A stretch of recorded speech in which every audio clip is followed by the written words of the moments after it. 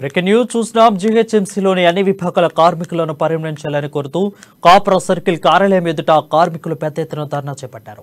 కార్మికులు చేపట్టిన ధర్నాకు ఏఎస్ రావు నగర్ డివిజన్ కార్పొరేటర్ సింగిరెడ్డి శిరీష, సోమశేఖర్ రెడ్డి సాంఘీభావం ప్రకటించారు.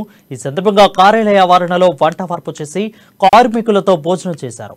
ఎన్నికలకు ముందు కాంట్రాక్ట్ అవుట్సోర్సింగ్ ఉద్యోగులను పర్మనెంట్ చేస్తామని హామీ ఇచ్చి సీఎం కేసీఆర్ మధ్యారని అన్నారు. అయితే దశాబ్దాల కాలంగా కార్మికుల జీవితాలతో ఆట ప్రభుత్వం ఆడుకుంటుందని విమర్శించారు.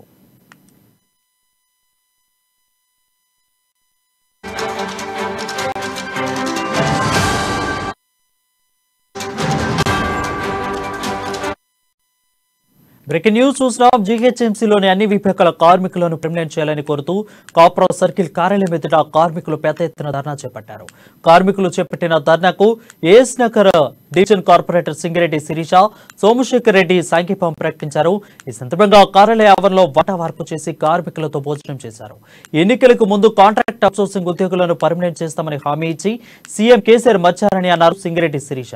దశాబ్దాల కాలంగా కార్మికుల జీవితాలతో ప్రభుత్వం ఆటలాడుకుంటుందని విమర్శించారు. ఆ భక్తులు మారాలంటే కేసీఆర్ ఇప్పటికైనా కన్ను తెరిచి, కేటీఆర్ అయినా కేసీఆర్ అయినా మంత్రులైనా ఇప్పుడైనా చీము నెత్తురు సిగ్గు లజ్జు ఏమని ఉంటే కన్ను తెరిచి ముందుకొచ్చి వాళ్ళ తరపున మేమున్నాం, వాళ్ళు ఉంటేనే మేమున్నాం. మేము లేకపోతే మీ ఆరోగ్యం ఏడుంది?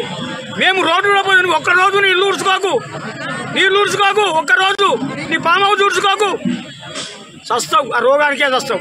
కానీ మరి మేము కరోనా టైంలో కూడా ఇంత పని చేసి ఎంతమంది మేము ప్రాణాలను త్యాగం చేసుకున్నామో మాకు రావడానికి అంటే వెన్నుముకైన కార్మికుల అన్నలందరికీ ఆ రోజు ఈ జిహెచ్ఎంసీ పరిధిలో ఉన్న కార్మికుల అందరినీ మరి కేసీఆర్ పర్మనెంట్ చేస్తా అని ఒక దొంగ వాగ్దానంతో ఇలా గద్దెనెక్కడం జరిగింది.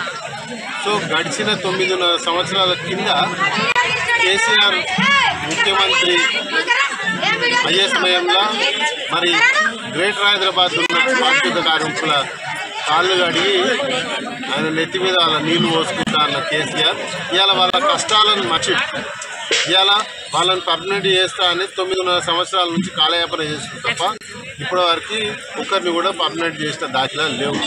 కనీసం మరి పొద్దున్న లేస్తే వీళ్ళు లేకపోతే గ్రేటర్ హైదరాబాద్ అనేది అస్తవ్యస్తంగా ఉంటుంది. అంతా ఆ భక్తులు మారాలంటే కేసీఆర్ ఇప్పటికైనా కన్ను తెరిచి, కేటీఆర్ అయినా కేసీఆర్